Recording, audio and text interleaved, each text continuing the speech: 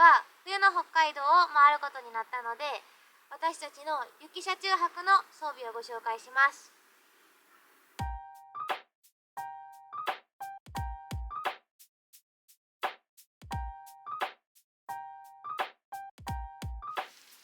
雪車中泊のために用意した装備やアイテム20個と注意するべきこと11個をまとめました。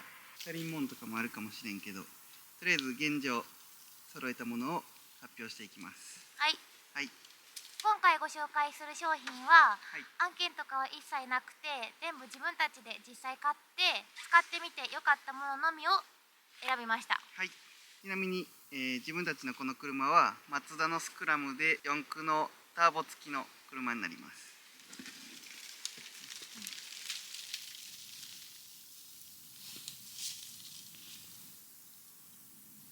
ではまず1つ目、冬用雪用ワイパー。自分たちは北海道に来て初めて雪用のワイパーがあるっていうのを知りました。通常のものとの違いとしては、凍結とか錆に強い構造になってるそうです。あと雪が降ってる日はワイパーを立てておくんよね。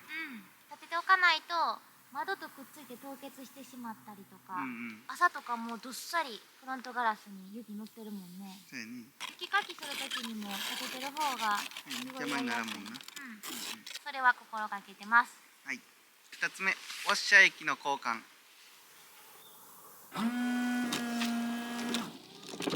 自分たちのはマイナス60度まで耐えれるもので、海氷っていう雪を溶かす効果もあるそうです。マイナスに耐えれるものに変えておかないと凍ってしまうそうなので、雪用のものに変える必要があるそうです。現役でね。現役で。3つ目、スタッドレスタイヤに交換。スタッドレスタイヤは、雪道では必須で、北海道に来る前に交換しました。あと足回り関係でいうと、この錆止めコーティングもしました。錆止めコーティングに関してはまた後で気をつけるべきことでも言います。はい。向いてない？交代しようか。4番、タイヤチェーン。タイヤチェーンはこのボックスの中に実は年中積んでました。はい。もう旅が始まった時からな。ただでも一度も使ったことないんですけど、これを一応持ってます。はい。北海道の方に聞くと、あんまりタイヤチェーン使うことはないって聞いたんですけど、もしかしたらこう山奥に入っちゃった時とかチェーン規制がある区間もあるらしいので、そういった場合の、お守りとして持ってます。はい。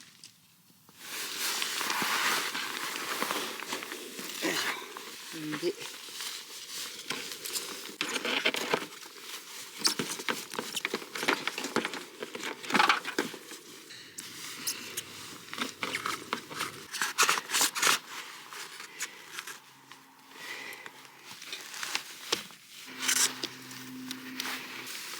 いけた。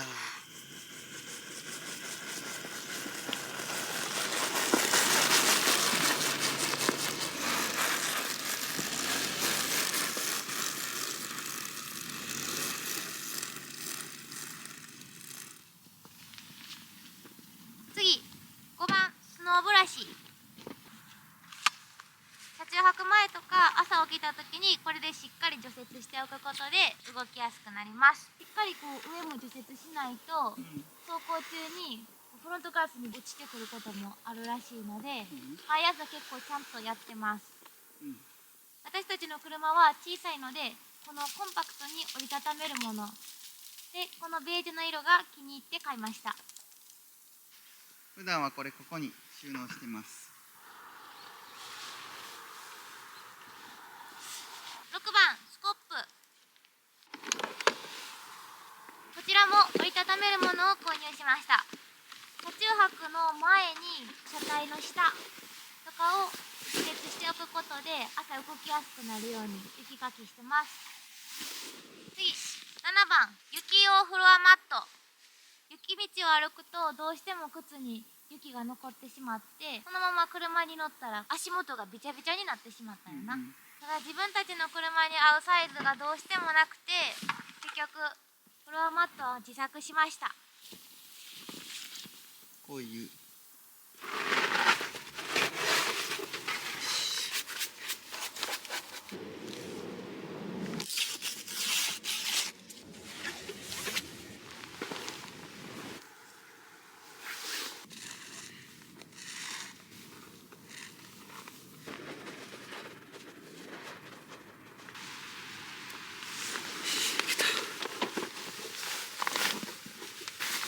やな。オッケーオッケー。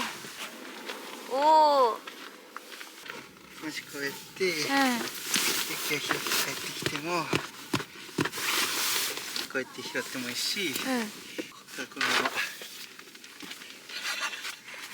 まあちょっとこぼれるけどでもいいね。下濡れんからええよな。便利便利。完璧です。8番バッテリー。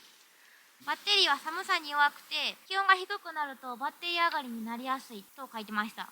はい、なので一応ブースターケーブルを積んでいるのと、万が一そうなった場合はこうサブバッテリーとつなげてなんとかしようかなと思います。はい、リチウムイオンの電池は寒さに弱いんですけど、このレノジーのリン酸鉄リチウムイオンバッテリーは自己発熱機能があるので寒冷地でも耐えれるようになってます。9番長靴雪用ブーツ。こちらはコロンビアで購入しました。このブーツの中には金色の生地のアルミシートみたいなのあるやん、オムニヒートインフィニティっていう体温を反射する機能で、あと撥水加工もあるので、それぞれのスノーブーツ購入しました。はい、これのおかげで雪遊びもできるし、この深さ入っていけてまうもんな。足もすごくあったかいので気に入ってます。はい、こういうな、こういうとこ。そう。まあ、ズボンもな、防水じゃないかからね。そう。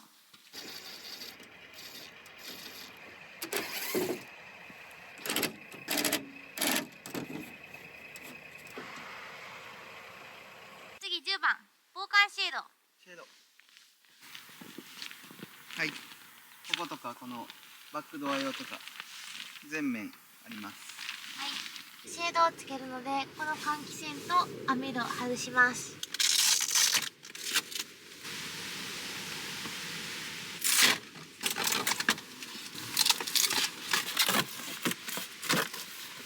私たちの車はもともとカーテンがあるので去年の冬まではある程度防寒できてたんですけど、さすがに北海道の冬ではカーテンだけでは厳しかったのでこの会津の防寒シェードを買いました。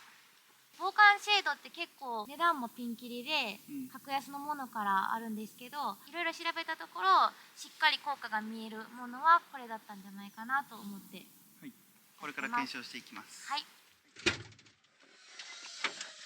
シェードの効果を検証するためにシェードをつけてない状態とつけた状態で温度を測っていきたいと思います。検証方法としては、まずエンジンをかけて車内を温めて、そこからエンジンを切って30分後に何度まで下がるか。エンジンかけるか。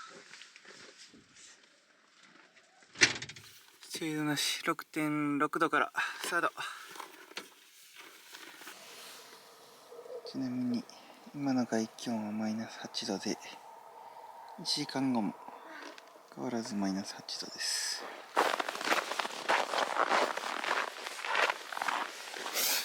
何度ですか。あれ、カメラ電源切れてる。ちょうど1時間。1時間で 2.4、 ちょうど4度下がったって感じか。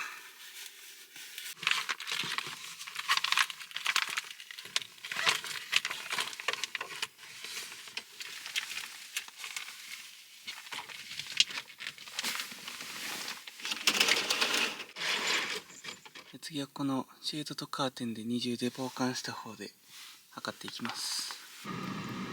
今エンジンをかけてもう一度 6.6 度まで上がるのを待ってます。じゃあ行きます。エンジン切ってスタート。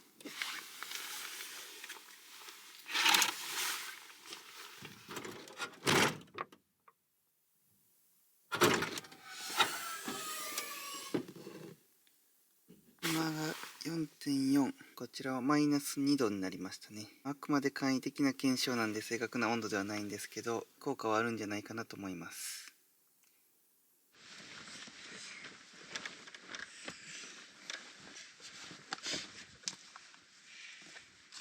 次一酸化炭素チェッカー。雪車中泊で気をつけたいのが一酸化炭素中毒です。マフラーが雪で埋もれてしまうと排気ガスが車内に充満してすごい吐き気とか催したり、最悪の場合は死に至ると言われています。この子結構感度すごくて、ちょっと充満するとすぐ知らせてくれるので、それは検証済みです。うるさいけどありがたいな。ありがたい。次、12番、温度湿度計。これは必須ではないんですけど、あると便利だなと思って買いました。はい、冬はかなり乾燥するので、これ見ながら調節したりはしています。はい、次、13番、電気マット。電気マットは車中泊1年目の頃から使っているものを今も使っています。今までは電源を1回も入れたことがなくて、それでも十分暖かかったんですけど、今年の冬はさすがに電気マットの電源入れたね。普段はここに収納してます。もう電源入れたら汗かくぐらい暑かったんで使うことないかなって思ってたけど、さすがにここに来て電気のありがたみを感じてます。はい。14番、羽毛布団。羽毛布団も車中泊1年目の時から使ってます。ただ今年の冬は冬用のカバーに変えました。ニトリの N ウォーム、毛布にもなるカバーというものを使っています。すごいふわふわであったかいです。はい。柄も可愛くてお気に入り。はい。15番、防寒手袋。外に出るときはもう必須ですね。これもコロンビアのオムニヒートインフィニティで、中のこの金色の生地が体温を反射して温めてくれます。これ少し高かったんですけど、気に入ったのが撥水加工があることと、ここスマホ触れるようになっているので、それが気に入って選びました。はい、次、16番、冬用のアウターを新調しました。はい、これもコロンビアで買って気に入ったのはさっきと一緒、中がこのオムニヒートインフィニティ。一周回ってこの金色がかっこいいよな。これほんまに気に入ってる。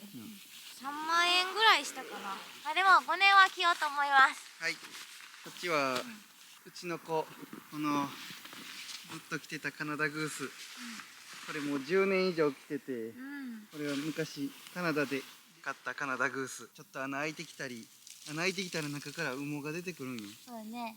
ここも昔穴開いてワッペンつけた。マジで12年ぐらいちゃう。すごいね。12年ぐらい着た。すごい。ありがとう。10年着たらこれはもう乗り換えようと思ってたから、ちょうどタイミングかと思って、これは、はい、ゴアテックス素材のウールリッチっていうブランドなのかな、何も見ずに買ったけど、一目惚れやったね。はい、これはちょっといい値段したな。奮発しましたね。ただこの子も800から900ドルぐらいやったけど、10年以上着てるから長い目で見たらいい買い物よね。この子も10年コースで着ようかなって思ってます。はい。ハヤト物長持ちやから。前履いてた靴も5年間履き続けて、この帽子ももう今6年目。そうよな。同じアウター10年ってなかなかすごいと思う。冬物に関してはいいものちゃんと選んだら長持ちするイメージあるから、ちょっとこれは奮発しました。次、ちょっとそれましたが、はい、冬用のインナー靴下。まず靴下はまるでこたつソックスというものを買いました。薬局とかにも売ってるんですけど、足首の三陰交というツボを刺激して体全体を温めてくれるソックスです。はい、上のインナーとタイツはユニクロの極暖を購入しました。はい、超極暖や。超極暖か、これはもう説明なしで多分みんな知ってると思うけど、内側から温めましょう。はい、極暖ほんまに1枚着たら全然違う。あとマフラーも買いました。マフラーとネックウォーマー。ネックウォーマー、これもコロンビアですね。コロンビア信者みたいやな。次、使い捨てカイロ。これはもう冬めちゃくちゃ必須ですね。もういくつあってもいいぐらいで、低温やけどに注意しながらお腹とか腰あたりに張って血流が良くなって体全体がポカポカします。寝る前に1枚貼っておくと朝までぬくいので、結構車中泊の時は毎日のように使ってます。19、魔法瓶の水筒。これはサーモスの魔法瓶で、下の部分のパッキンが一体型になってて、カチッと外せてすぐ洗えるっていうところがお気に入りです。71度以上を6時間保ってくれるそうで、冬は車内でも飲み水が凍ると聞いたので、夜寝る前にお湯を少し温めて朝飲み水が飲めるように魔法瓶を1つ買いました。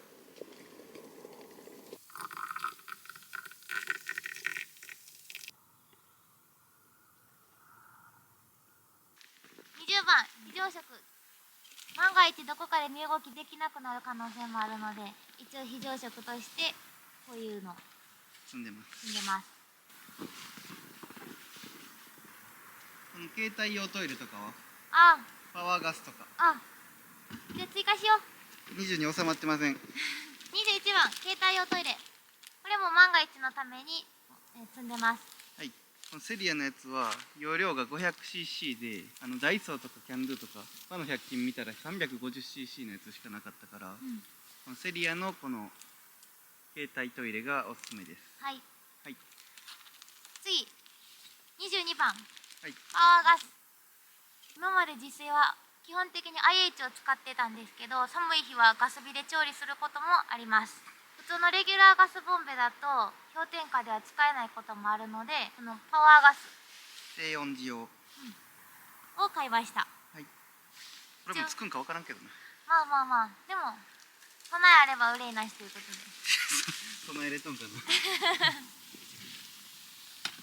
はい、はい。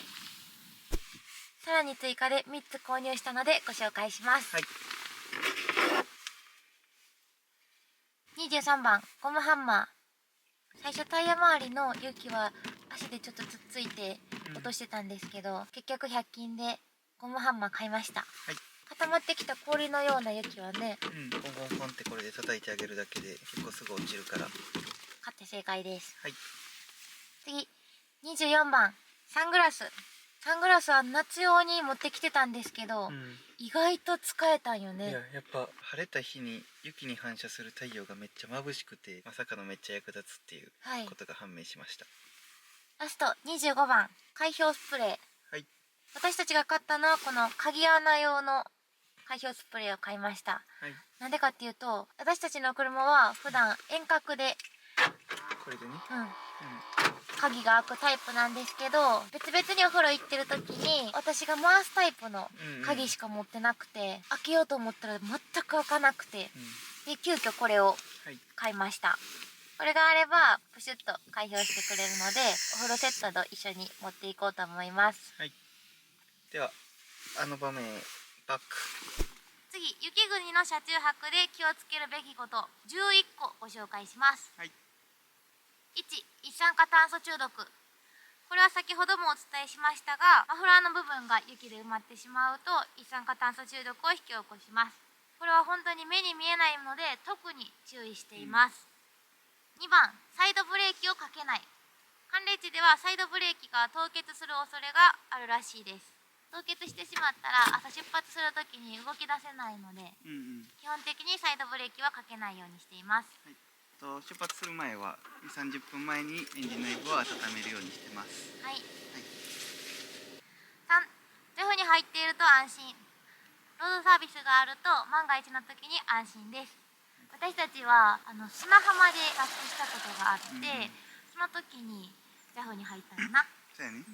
それ以来使うことはないけど、お守りのためにそのまま入っています。はい、4、天気予報を確認。事前に天気予報を見てある程度予定を立てておきます。事前から大雪が分かる場合は、立体駐車場に停めたりとか、広い場合は宿を探したりとか、そういうのはね、工夫しながら決めていこうかなとは思ってます。はい、ただ前もさ、雪マークになってなかったけど普通に降り出したりとかっていう時もあったやん。そうやな。だからいつ降ってもおかしくないぐらいにいやは。だって今は晴れてるけど、さっきまで降ってたし、ほんまに1分で天気変わるから、常に降るかもっていうのは思ってた方がいいかもしれない。そうね。はい、はい、5、5番、暗くなる頃には移動を控える。北海道に来て驚いたのがさ、もう4時ぐらいには日落ちてきて暗くなってるよね。暗くなり始めるな、冬っていうのもあるし、北に上がってきたからより早いよね。そうかもしれん、なので明るいうちにお風呂と寝る場所の確保だけはしておこうと思ってます。この前さ、九州の友達とテレビ電話した時にさ、あっちまだ夕方ぐらいの明るい時間やったのに、もうこっち真っ暗やったよ。ああ、そうやったね。そのぐらい差があるんやろな。確かに、視界もかなり悪くなるので、夜はできるだけ移動を控えるを心がけます。次、6番、アイスバーンに気をつける。アイスバーンとは凍結して地面がツルツルになった状態のことを言います。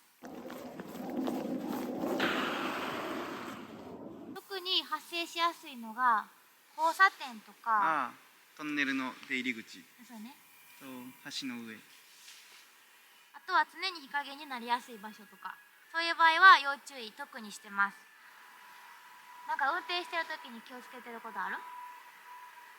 急がつくこと。急？急ハンドル、急発進、急ブレーキと車間距離、もし滑ったらっていう距離で常に走るようにしてます。ブレーキはだいぶ早めから踏んでるもんね。だいぶ早めからこうポンポンポンポンみたいな。さらに怖いのがブラックアイスバーンと呼ばれる現象です。これは一見アスファルトが濡れただけに見えるらしいんですけど、表面がもうツルツルになっている状態。時々ドアを開けて足でツルツルかどうか確認したりとかも、信号待ちの時に、もう大事らしいので、それも心がけてます。次、7番、道を選ぶ。雪で通行止めになっていることも多くて、事前にナビとかで確認したりします。で、峠道はできるだけ避けて、場合によっては高速道路を利用した方がいいとも聞いたね。あっちだったらちゃんと除雪されてんのか。高速の方が確実に除雪されてるやろから、基本的にだから大通り通るのと、車通った形跡がないとこ通るのは怖いよな。そうね、大通りで行きましょう。8番、ガソリンをこまめに入れる。北海道はとっても広くて、次のガソリンスタンドまで随分先ということも結構あるみたいなので、今まで私たちかなりギリギリになってから給油してたやん。最近は半分減ったぐらいか。半分減ったらもう入れに行くっていう感じね。に心がけてます。次、9番、車体の上やホイールハウスの雪もしっかり落とす。先ほどのアイテム紹介でも少し触れたんですけど、フロントガラスだけ除雪して走ってたら、上から雪がドカッと落ちてきて、視界が見えなくなってトラブルが起こったこともあるらしいです。あとはこのタイヤ周りのホイールハウスの雪を放っておくと、タイヤが回りにくくなったり、ひどい場合はハンドルが切れないこともあるらしいので。今でもこうやって塊あるもんな。そうね。あとは洗車も割と行くので、洗車場で溶かして落とすこともあります。10番、塩害に注意。雪の多い地域では凍結を防ぐために路面に凍結防止剤が巻かれてます。で、その凍結防止剤の主な成分が塩らしくて、車の金属部分に触れて錆びていくらしいです。なので私たちは足回りをね、アンダーコーティング、アンダーコーティング、油性の強いちゃんとブラックのコーティングをしていただきました。それも高かったよな。それも高かった。でもこの軽バンくんが錆びていくのはちょっと最後まで大事に保ちたいからちゃんと投資したね。そうね。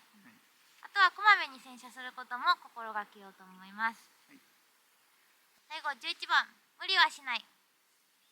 これは北海道旅を始める時から決めてたんですけど、本の制作とかがあって北海道を冬に来ることになりました。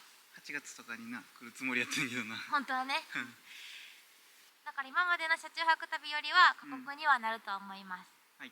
でもやっぱり旅を楽しむということを一番大事にしたいので、体調が悪かったり天候がかなり悪い時はホテルとかゲストハウスを探したり、そういうのも利用しながら旅をしていこうとは思ってます。でも今はね、雪がすごく珍しいから、楽しい楽しいんよ。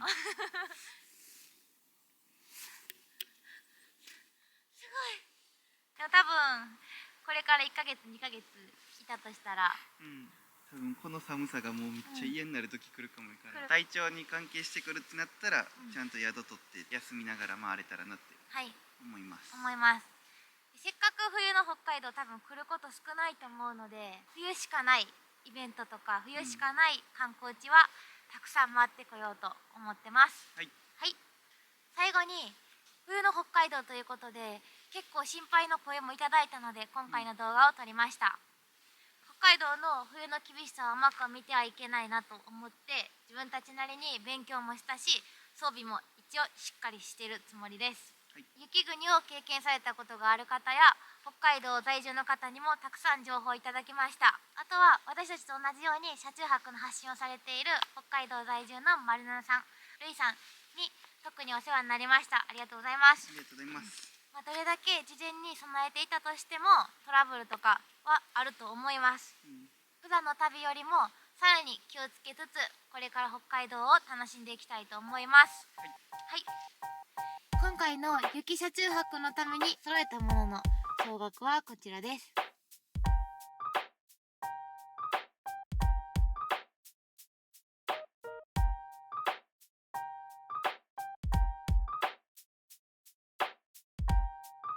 バッテリーやサングラスなど以前から持っていたものは省いています。この他にも何かあればぜひコメントで教えてください。よし、以上です。ありがとうございました。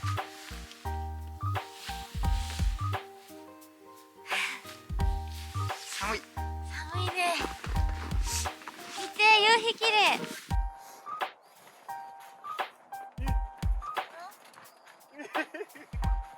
嘘や。やばい。凍ってる。すげすげえ。ガチやでこれ。ガチ。パントマイムみたい。パントマイムできる。マジやろ。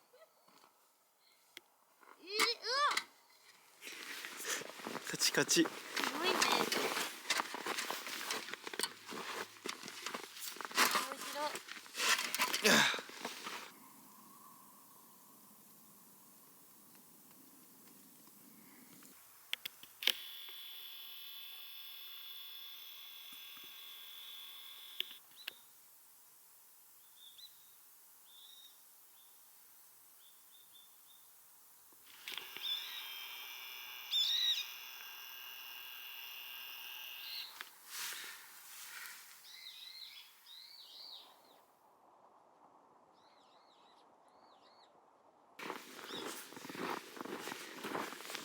お風呂行こう。バリ綺麗。いいやろ。めっちゃ綺麗。すげえ。上手にできた。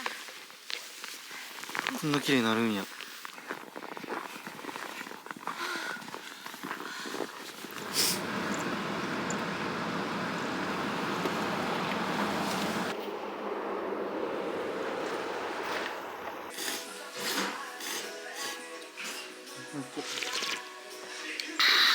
しみる。うま。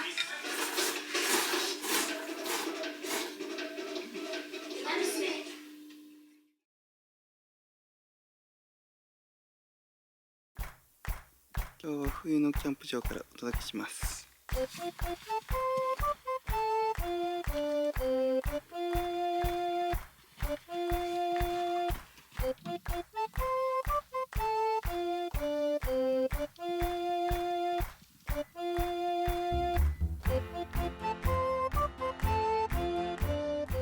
回はアイテム20個と気をつけること11個をまとめました。気をつけるべきことを11個同じとこ。アイテムを20個気をつけるべきことをもう言われん。じゃあ雪車中泊のために用意した装備やアイテム20個と、気をつける。シャッ、人のこと言われた。中に金色の生地が入ってるんですけど、これがオムニフィートオムニヒートオムニヒート中にこの金色の生地が入ってるんですけど、これがオムニフィート。なんでフィートなん？え、ガチ？わざと？いくで笑ってできる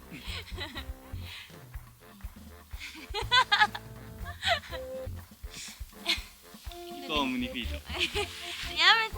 私たちまだね、一回も見れたこと、まだ一回も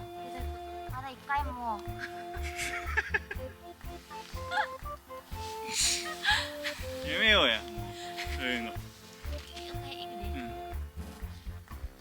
私たちまだ一回もそれのいやー、といてよ。